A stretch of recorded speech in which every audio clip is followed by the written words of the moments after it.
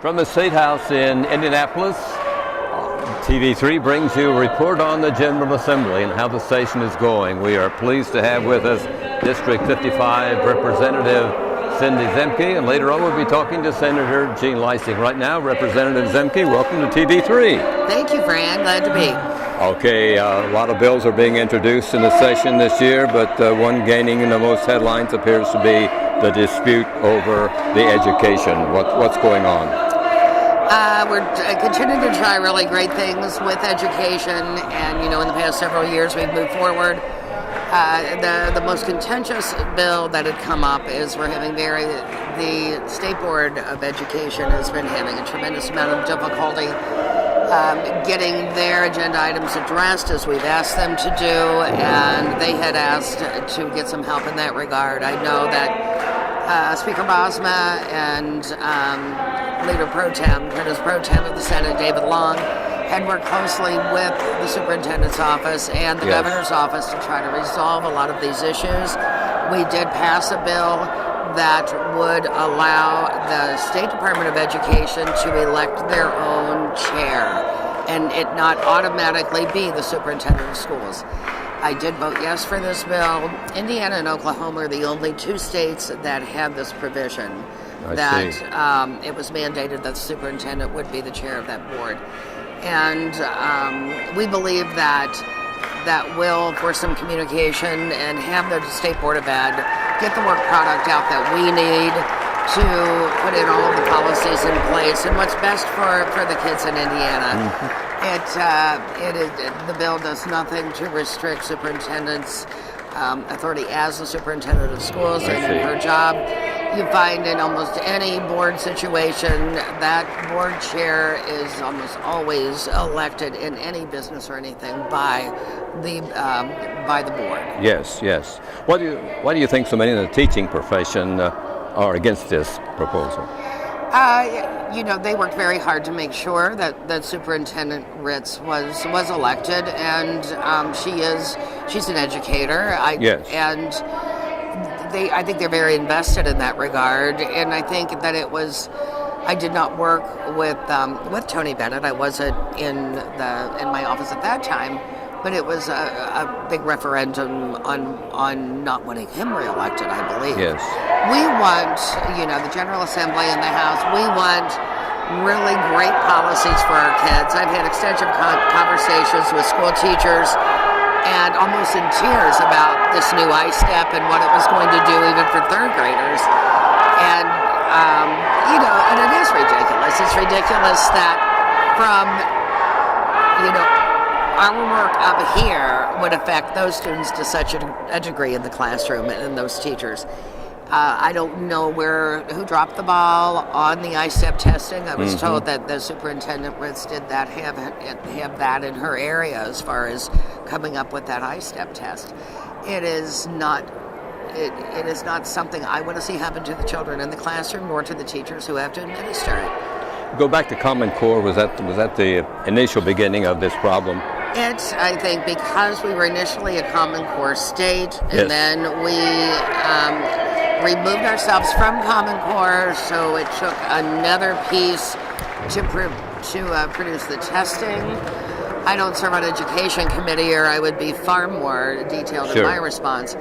But we have not served the schools well, or the students well, I don't feel, in the transition that we've made in the past 2 years. Common Core was giving the federal government more control over teaching, is that what it was? It had initially started out as the governors of the states working together to find the best way that they felt we would bring education forward as a country. I see. And that's how they ginned up support for this. And I think with anything, it does take a little bit for everything to kind of settle in and see what you end up with. I have been very vocal with my caucus and with Chairman Mating and Education Committee asking to please stop some of this legislation coming out of Education Committee, because we put so much on them. And I wanted them to see them have a chance to digest everything that we've asked of Yes. them. It's so important because the state's spending over 50% of their budget on Yes. education, aren't they? So it's difficult from our end of saying, we are funding this at a very high level, Yes. and we've come up with more funding. Unfortunately, Connorsville schools are taking a little bit of a dip. Most of my other schools are getting additional funding because our foundation funding has gone up, which is awesome. Our foundation funding has gone up for the schools of between $400 and $500 per student.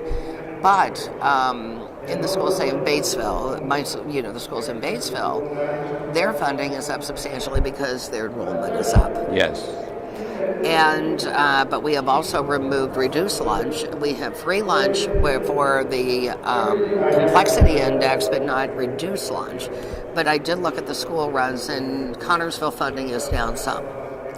But it is primarily because of the loss of students. Yes, it drops in enrollment. Yeah. Yes. I know you're very concerned in your district about the drug problem. Tell us what's going on.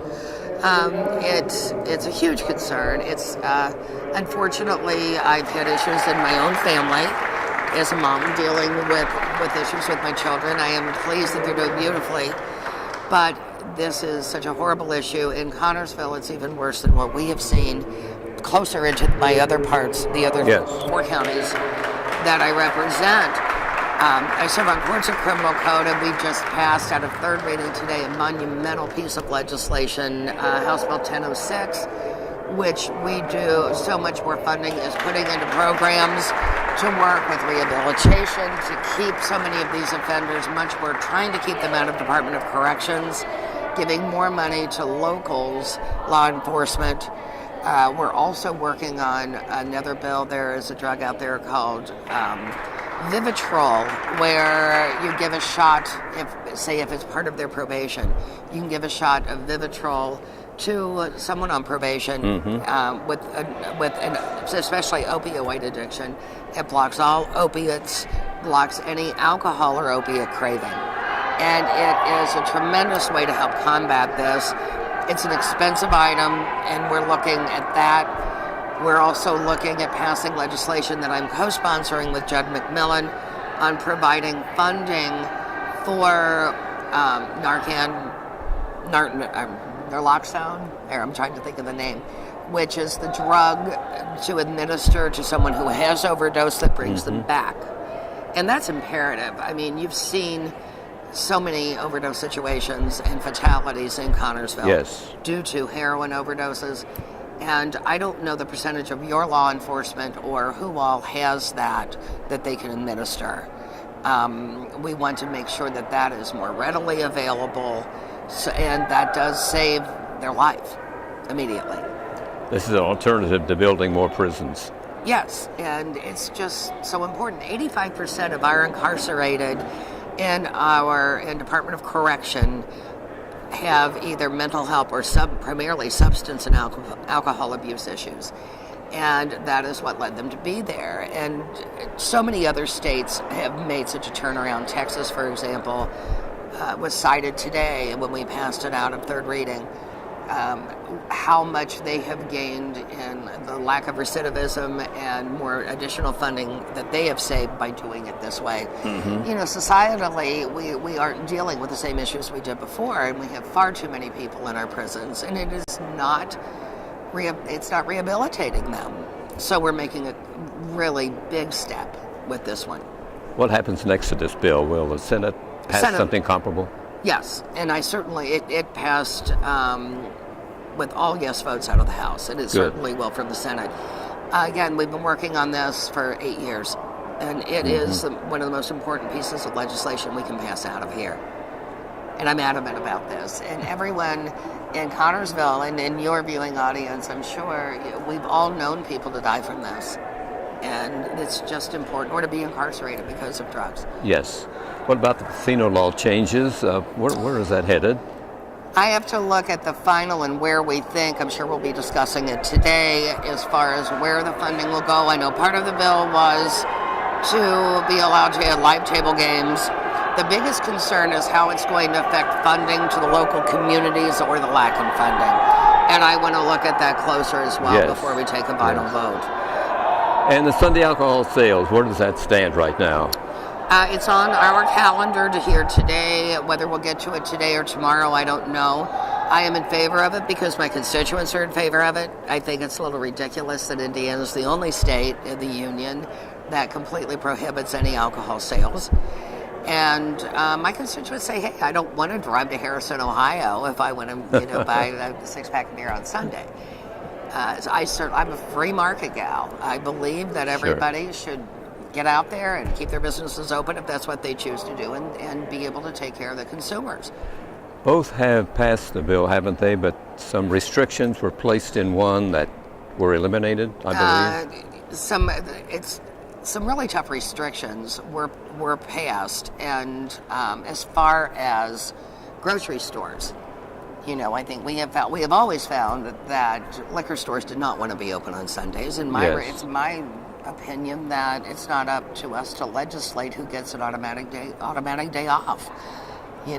I worked 10 hours yesterday because my customers want to come to the house on Sunday.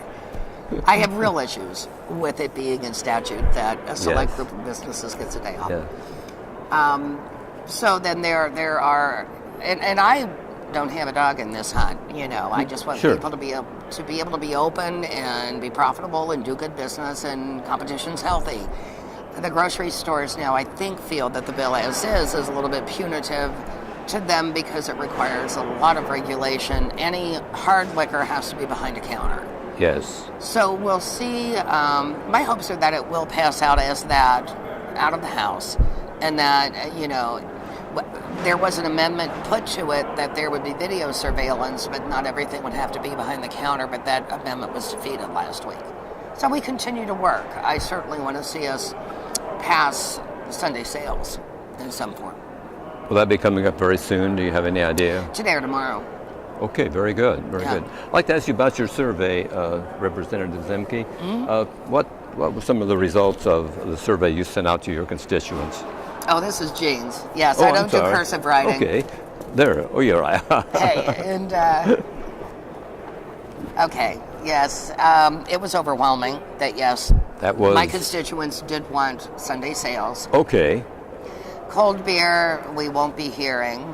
And I think that was probably a 50%. Mm-hmm.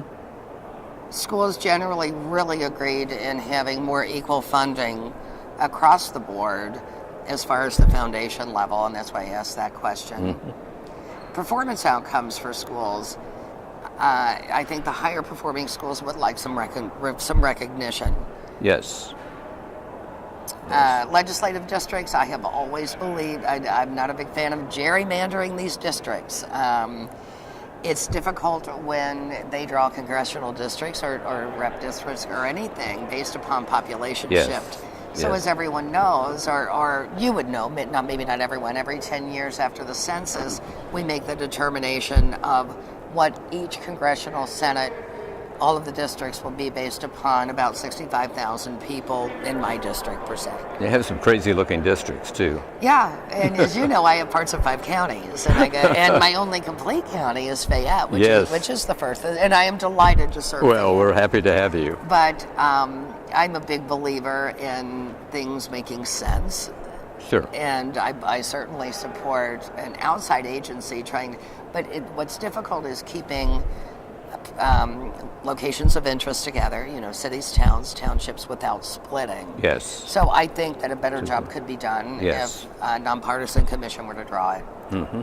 Healthy Indiana Plan, I am thrilled that we have had, that the governor has gotten permission with HIP 2.0, that now we up 138% of poverty level, so we're able to have insurance for so many more uninsured, and that's huge. It allows them to be able to get a doctor, to have the coverage they need, with also learning how to use a health savings account and how to be responsible for their own plan at a minimal expense to the person getting the policy. And it just is a testament that Indiana's got a really great different way of doing something. Yes. The township question, there was a question of, and actually Representative Mahan just presented his bill on the elimination of township boards. He is no longer, he has changed that to work with the township boards, I think over a 9-month period, to generate more conversation about, do we need boards? What do they do? The people have been having a really hard time getting anyone to run for a township board position. And it really is a system that many states no longer use, that we want to see the real validity of it. Do we use it? We can eliminate 3,000 elected positions if we no longer had the use of township boards. This is a reduction in government, and I think you're on that committee, aren't you? I am Government Reduction Committee. Yes. And we're only looking at something across the board of seeing study committee to see where else we can reduce. Would that eventually get on a ballot for people to vote on, do you think, the elimination I think of those? eventually. This discussion of township government's been going on for a really long time, I know. since Kernan Shepherd. When my concern comes in, and I've been vocal about it before, that I think we need forced consolidation. And speaking in Connorsville in the past, I mean, we have some townships in Connorsville that can't generate enough money to even pay for the township trustee. Yes. We have in some townships, in other areas, I know of one that has no fire department, no cemeteries, and issued checks for poor relief twice in an entire year. Do we feel that's effective? I don't really think that they should have a township trustee and 3 township board members when there is nothing for them to do. Sure. Whereas if it was consolidated in with another fire district, it just makes far more sense. Well, to me. absolutely, it certainly does. And right. I believe smaller is better when it comes to efficiencies, and I've always been very open about we need efficiencies. We need to be efficient absolutely. up here. We in business need to be efficient, and that's how I'm wired. And I've always looked at that as far as our legislation. How important are these to you? What do you do with the results? I look at them all. I got several hundred back. I will kind of scan through. I'm given a report by my staff which says, okay, this is the percentage of all of these. I see. If someone wrote a note to me or makes a comment, then when I send a letter back, I may make a comment back saying, hey, this is why I vote this way. This is why I want to know this. I always ask the question. I always run. I authored a bill. I have always offered a bill on reforms to the food stamp program. I did again this year. We didn't hear it. It would have been to require to limit SNAP benefits to only nutritious foods based upon the WIC program.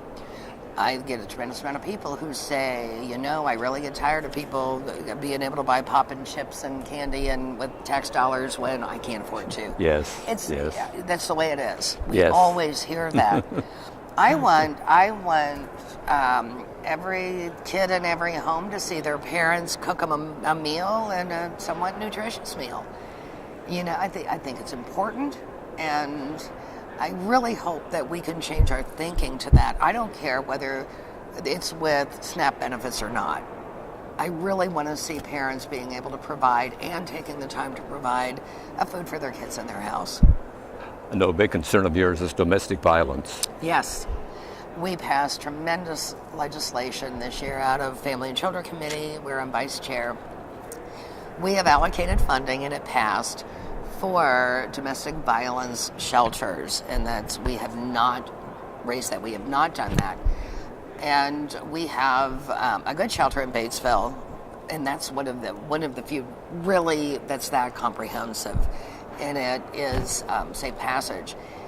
There is not as extensive of a service in the one in Decatur and Rush, and we do not have one in Fayette.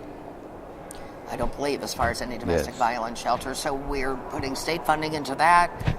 We're putting state funding into the 211 program, which is you simply dial 211 if you have any issues or concerns or need help for any constituent in the state, whether that be domestic violence, whether it means that they can't pay their heating bill or a health issue. And I've been very impressed. That was always primarily funded by United Way. by the philanthropic groups, and I've been very impressed with what they've provided as far as that. That's a new initiative, as well as the infant mortality. We're putting funding toward that. I could not believe Indiana's number 5 in infant mortality. Something you can't be proud of. It's just devastating to me. Yes. And as a mom, and we're finding so many inner cities that are targeted with low birth rate or due to lack of prenatal care, and it needs to be addressed. We should never have that issue. I know you have to get back to work. Any final comments? No, please keep in touch. As I've told everybody, I'm the only Zemke in the phone book. Everyone knows how to find me, and it's a delight to see you and the guys from Thank Connersville. you. Representative Zemke, thank you very much for taking a few minutes out of your busy day here at the General Assembly, and the best of luck in the final weeks of the Assembly. When does it close? We have to be finished by April 29th. Thank you again. Thank you. Now, District 42, the Senate, Indiana Senate.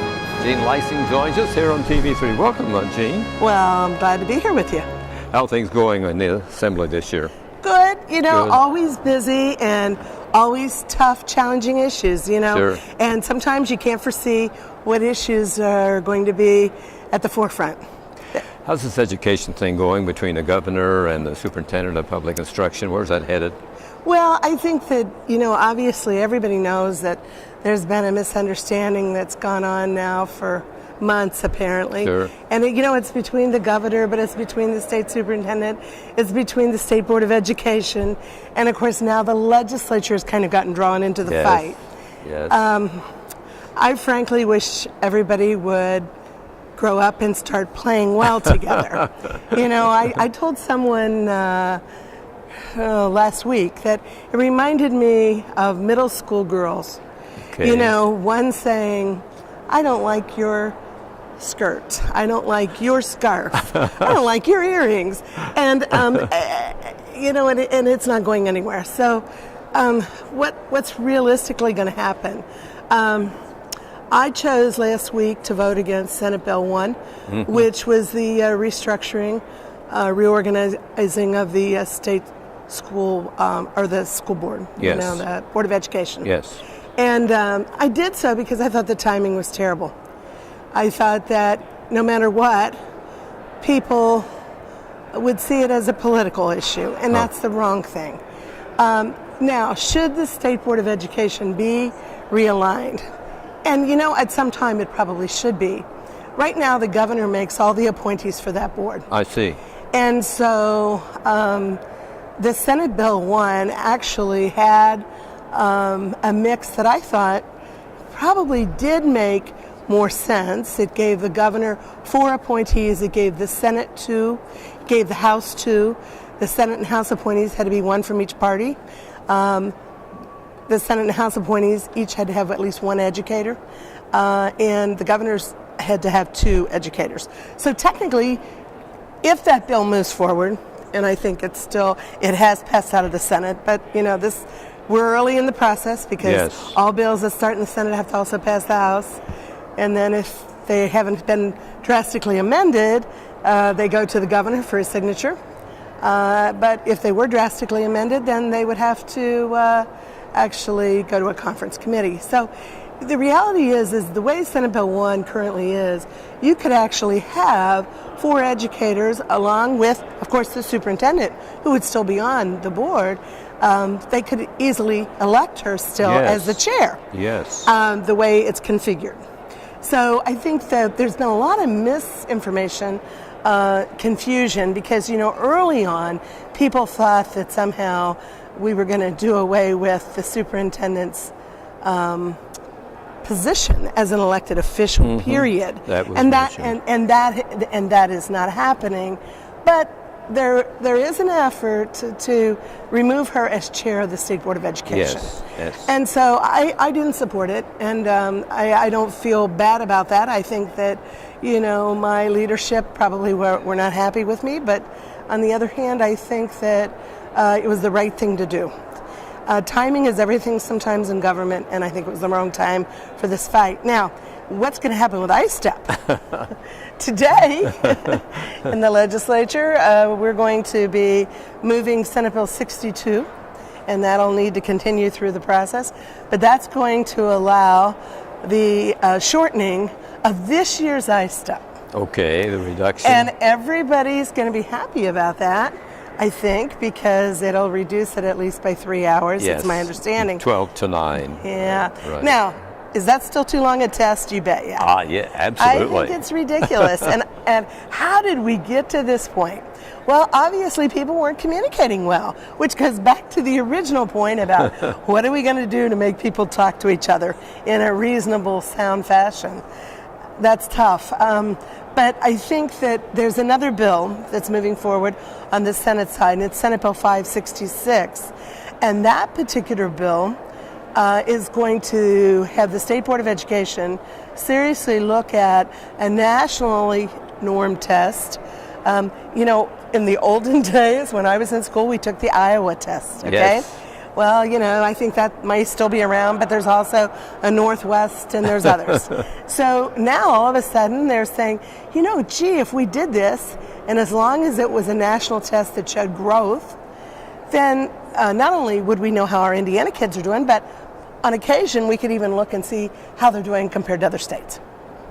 This has to be brought to a conclusion as soon as possible because of the children. It does, and that's the one thing that's frustrating for me. I have 8 grandkids, and geez, they all live in Indiana. Yeah. I want them to have the absolute best education possible. Sure. Because I want them to be able to compete when they enter the realm of higher education.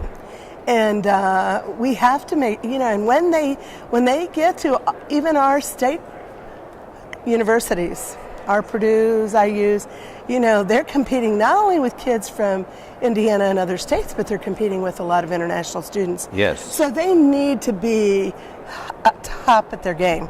And so I am hoping that the legislature will help the superintendent, the State Board of Education, and the governor all come and become a working group.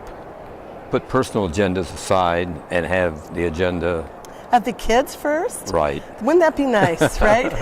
But over 50% of the budget goes for education in Indiana. It does. In our current 2-year budget that we're living under right now until July 1, we actually spend just a little over 51% of the state general fund, and that does not count the property tax money that goes into the schools, the public schools, for their facilities and that kind of thing. Yes. And I would tell you that I would encourage your listeners to look at their own property tax bill and calculate the percentage of what they're paying for property taxes that goes towards schools. When I asked that question across my 7-county district, of course it varies by county and by school district because I have 15 different corporations serving the area, but I would tell you that people tell me that it's between 50 and 70% of their property taxes as well are going toward public schools. So I think the money is there. We just got to focus on what makes sense. And I will tell you, if they get to switch to a national test, if that comes to reality, I was told last week in an education committee meeting that may save as much as $30 million that could in turn be used for teacher salaries. And, I want teachers to be treated as professionals. Absolutely. And how are we going to get them treated as professionals if we don't have a salary that's connected with their positions? I have been a strong advocate for that for a long time because I hope that maybe some of my grandkids will enter the field of education. And, but they're going to want to make a good living so they can have a home for their families. Sure. And that's, it sounds so simple, but they tell me that at our universities right now, the schools of education participation is down. And so that means that some of our young people that are trying to determine what they want to do with the rest of their life, they're not sure they want to become teachers. Yes. And that's concerning. The national test, is that back to Common Core in your opinion? I'm sorry. If we go to a national test, a national test to Common Core, and in this 566, it specifically says it cannot be aligned with Common Core. I see. So because I think that pretty much the folks have expressed their views that they don't like the idea of at least some of the things that are connected with Common Core. Yes. And I know, yes. I think we've talked before, some of the math and that kind of thing, it's troublesome for people. Some of the other laws that are being debated right now, the alcohol sales on Sunday. I think that is going to vanish because that bill started out in the House, and it's my understanding that it was amended so that it's really not very workable. I think that in order for Sunday sales to happen, stores would have to do a lot of rearranging, yes. construction, and I don't think you'll see people supporting that. A big issue for your agricultural and rural people is the farmland assessment issue. Yes. Now, my Senate Bill 405 passed out of the Ag Committee, but Senator Hirschman, it was recommitted then to Tax and Fiscal, and he has most of that language now in Senate Bill 436.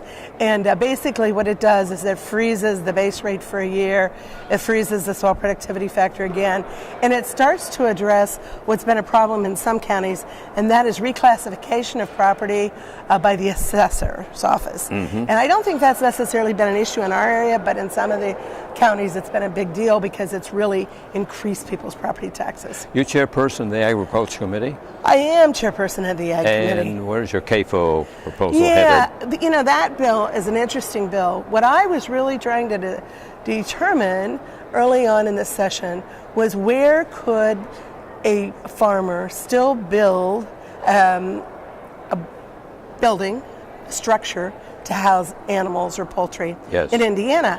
And when I say that, that sounds so crazy, but the reality is we know that there are some counties that have complete moratoriums against new construction, and then there's some counties that have passed a lot of ordinances that make it almost the same as a moratorium. So I initially filed the bill to create awareness of the issue, but my goal all along was to turn it into a study by Purdue University, county by county, of the ordinances and restrictions that are currently in our state. And, why do I care about this? I actually don't have any animals at my farm anymore other than my one granddaughter has some 4-H critters. But the truth is, we last year, the IDEM, the Indiana Department of Environmental Management, yes. Actually approved only 40 new permits. They retired 53 permits. So we have a declining number of locations where there's animals being grown in Indiana. And if you compare that number, so that would be really a negative 13. Yes. The state of Iowa in the last 2 years has had 700 new swine permits alone, just swine. So some states are really being proactive in animal agriculture. We have pulled back, and that might be the wishes of the people of Indiana. If you compare ag sales, grain and livestock versus livestock, grain sales, corn sales, last full year of data were $4 billion, and all the different livestocks combined, dairy, beef, poultry, and swine, was $3.5 billion. So, I think everybody thinks about, well, gee, there's corn everywhere in Indiana. But people don't think about the fact that there's that much animal agriculture going on. So if we continue to see that decline, it will have a negative impact on the economy. Yeah. So I'm going to be anxious to see the study that Purdue is supposed to report back by November 1. I see. And then we'll know, maybe it's not as bad as some people think, but we don't know. I'd like to ask you about your survey that you sent out for the legislative session this year. What's happening? Okay, I had about nearly 2,000 people that responded. And I can tell you, my cursive writing, 95% of the people that responded said they wanted cursive writing taught in our schools. Why can't you get the House to go along with you? I don't know, but it passed out of the Senate Education Committee last week. Good. And hopefully it'll pass tomorrow on the Senate floor. We'll see. But Representative Boehning, the House Education Chairman, he's just not fond of it. Yes. In regard to The annexation of property. Wow, it was over 95%, I believe. I believe it was 97% of the people said they wanted the property owners to have approval before they were annexed. That's what it is now, I believe. And then as far as welfare recipients working, again, a very high number, over 95%. A great number for people not wanting us to spend our reserves. It was around 90% of the people said don't spend the extra money.